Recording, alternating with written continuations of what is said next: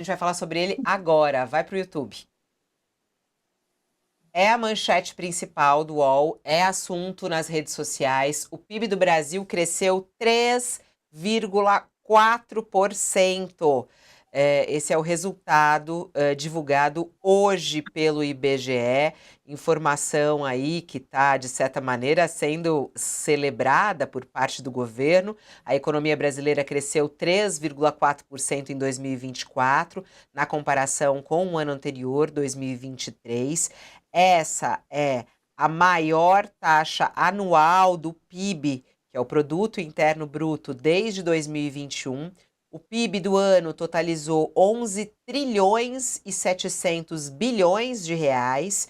O PIB per capita teve um avanço de 3% em termos reais frente ao ano anterior e fechou em 55 bilhões 247 milhões.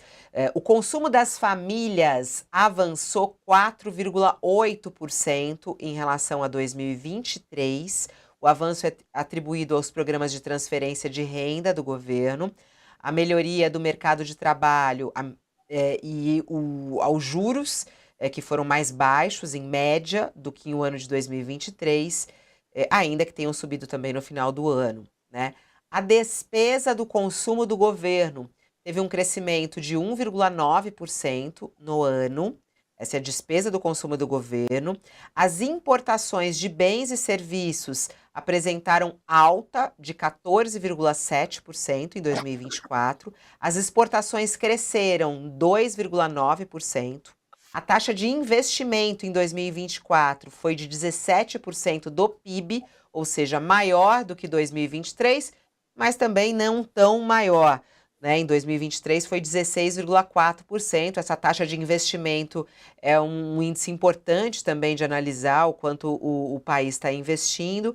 A taxa de poupança, por sua vez, ficou menor em 2024 do que 2025, 14,5% nesse ano que passou, ante 15% no ano anterior.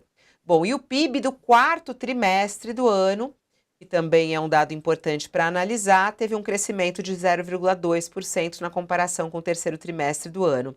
Em relação ao quarto trimestre de 2023, o PIB avançou 3,6%, é o 16º resultado positivo consecutivo nesse tipo de comparação sobre o crescimento da economia brasileira, né? Dados que saíram então agora pela manhã e que estão repercutindo no mercado financeiro e em todo o país, inclusive na política. Estamos falando sobre o PIB do Brasil, que cresceu 3,4% em 2024. O presidente Lula publicou há pouco, de certa maneira celebrando, colocou ali um trevo, né?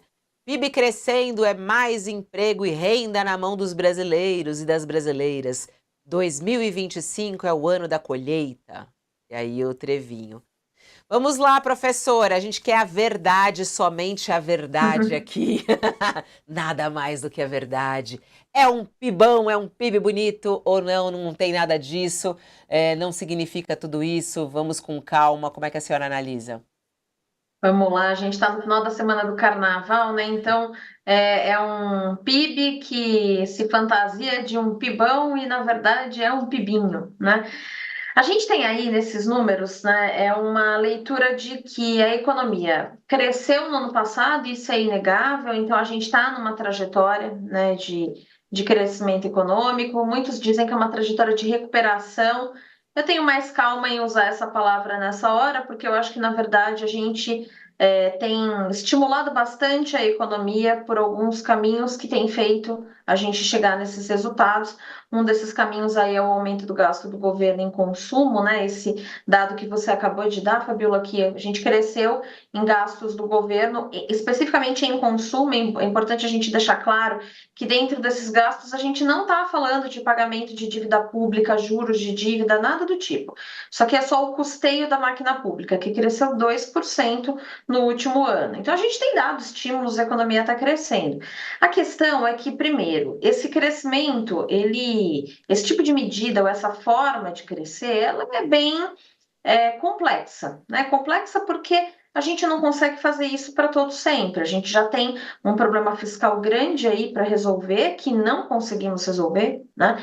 Tem esse ponto, a gente tem rateado bastante para achar uma solução para a questão fiscal. O governo, inclusive, mostra que o baixo comprometimento continua existindo, né? Esse crescimento das despesas correntes do consumo do governo mostra isso.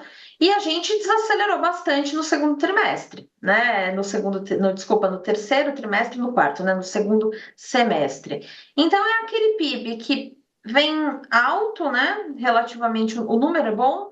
Então a gente está falando que 3,4 não é desprezível, porém a gente vê aí nos últimos dois trimestres uma desaceleração e uma perspectiva de que esse ano aqui de 25 realmente seja um ano em que a gente vai crescer muito menos, né? Então é aquele sujeito que estava com 500 de triglicérides, passou para 480, né? Ele está torcendo, ele está feliz, tá menor, mas ele sabe que ele ainda tem inúmeros problemas e inúmeros riscos. É essa situação da economia brasileira hoje. E em específico, Essa, só sobre um. Pois não, desculpe. Doutora, então, deixa eu só essa concluir, desaceleração.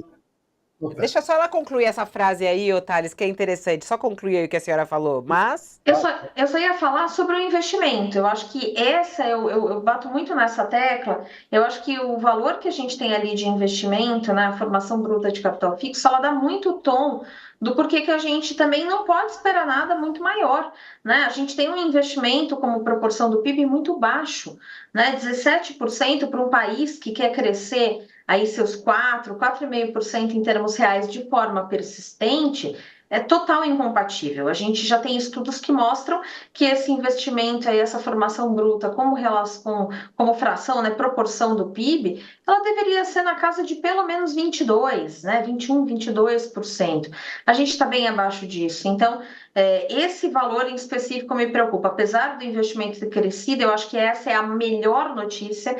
Eu acho que se o presidente quer se segurar em algum tipo de resultado dessa divulgação, ele tem que olhar para esse investimento que cresceu, né? Teve um ganho aí de 7% no ano passado frente a 23, mas ainda se preocupar bastante, porque isso é uma grande trava, isso pode impedir bastante que a gente realmente consiga entrar na tal da trajetória de recuperação que é o que a gente gostaria, né? vai lá, bem, Thales. a senhora falou da desaceleração dos últimos meses. Essa desaceleração não é um pouco o que o mercado queria, que houvesse uma resposta da economia à alta dos juros, de forma a que segurasse a aceleração do crescimento? Thales, eu não acho que essa desaceleração que veio agora nesse segundo semestre de 24 possa ser tão associada à alta dos juros. Primeiro, porque tem um certo tempo de ajuste, né? Tem um tempo para ação dessa política monetária.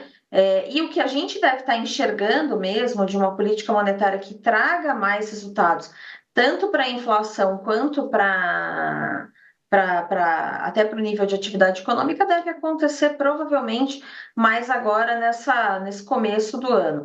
Não acho que tenha, eu acho que, claro, a taxa de juros mais alta põe um freio dentro da economia, mas se a gente for pensar, o investimento em si cresceu.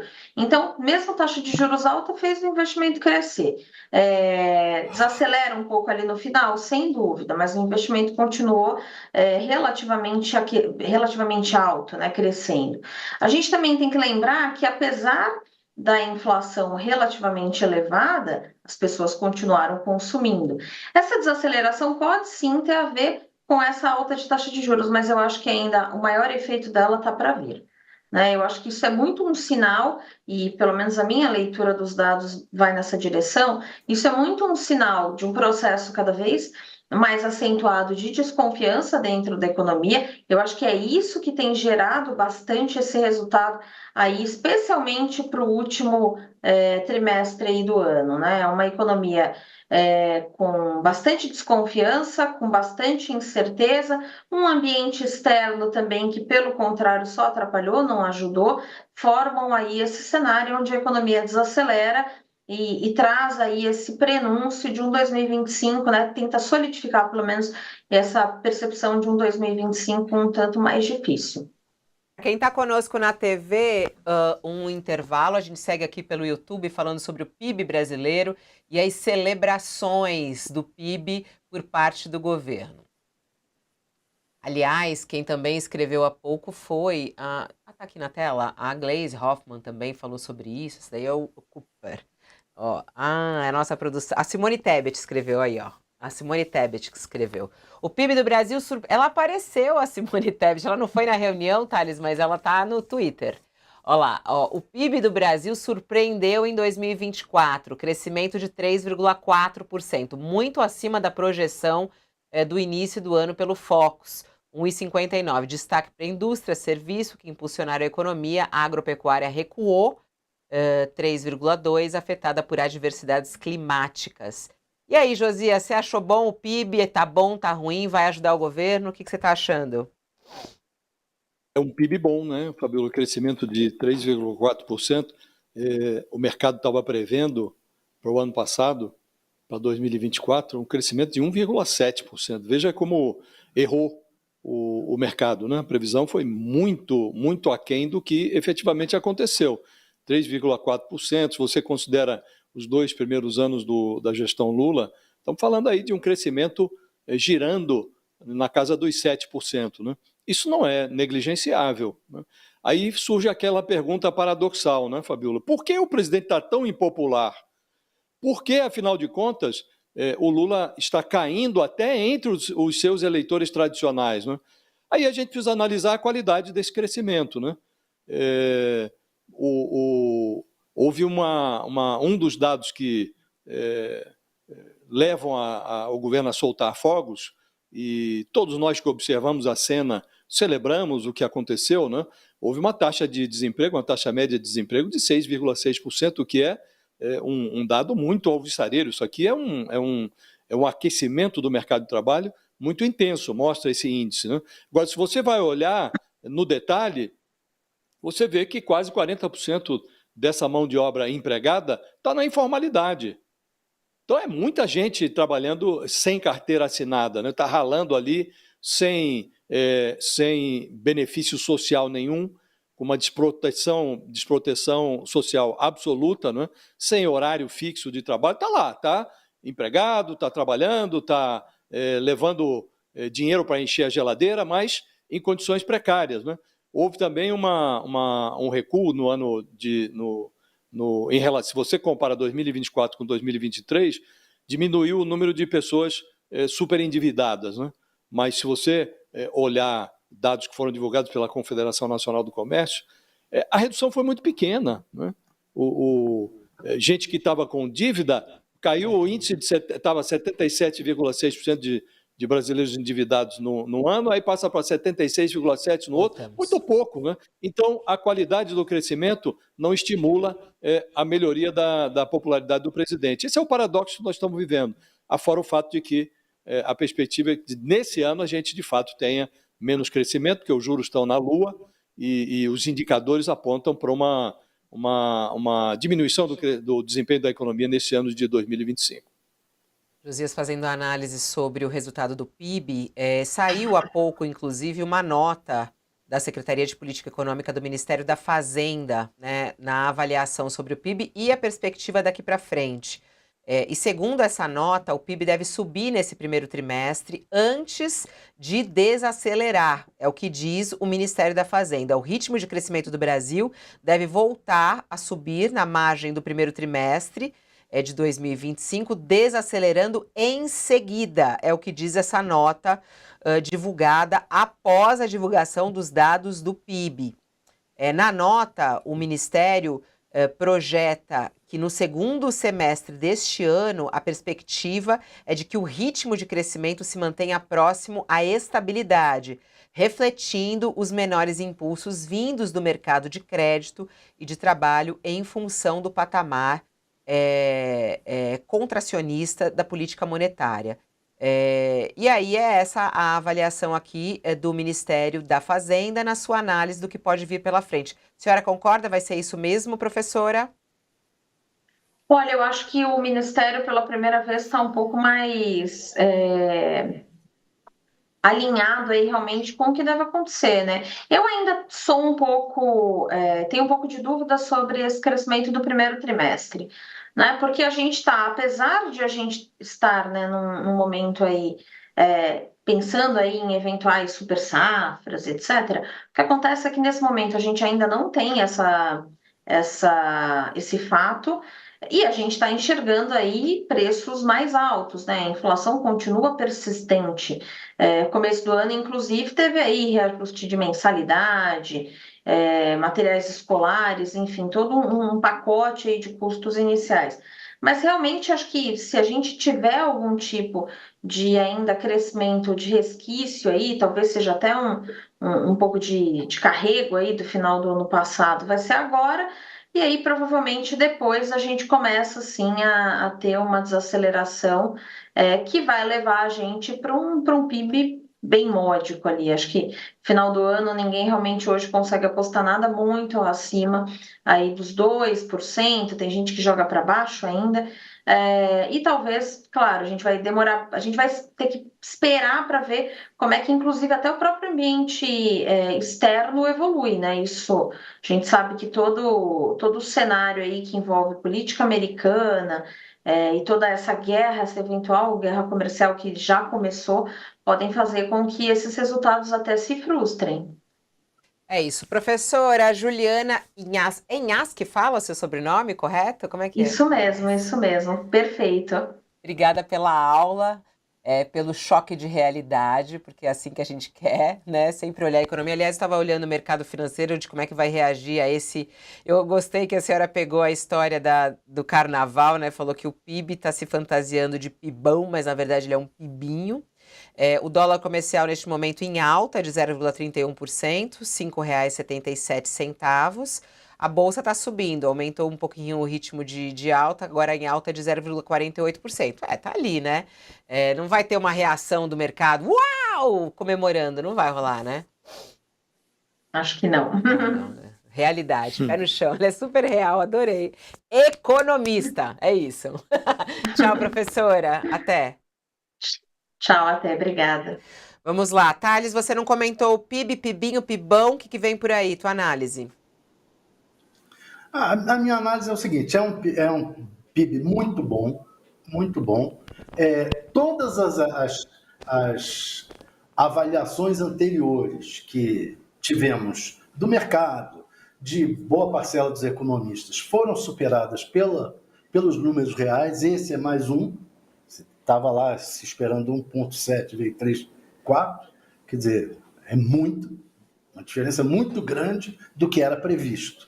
Então, até o momento, tudo o que tem sido previsto pelo mercado tem sido superado pelos números reais. Eu espero que esse ano tenhamos mais ou menos a mesma coisa. Agora, é difícil por quê? Porque os juros foram mantidos nas alturas até agora, até o, o ex-presidente, a antiga diretoria, a antiga que é um pouco atual, né, mas presidida pelo Roberto Campos Neto, deixou amarrada 2 meses de juros estratosféricos. A partir de agora, vamos ver se os juros continuam estratosféricos. Creio que deve começar, a expectativa é que deva começar uma virada do atual presidente da diretoria sob o comando do Galípolo. Deve começar a diminuir ou estacionar e diminuir a taxa de juros. A expectativa é essa por quê? Porque tem a expectativa de que vai vir um movimento de segurar o crescimento do PIB. Então, se vai segurar o crescimento do PIB, não há por que manter os juros nesse nível atual. Então, vamos ver o que isso vai resultar até o final do ano. Eu avalio que, como o mercado tem tido uma postura, um viés ideológico que levou a errar tanto nos últimos meses, acredito que no final do ano a gente vai ter um pouco mais desses 2% aí que estão avaliando. É isso. Ó, 12:06, quem vai chegando por aqui é ele. A gente não falou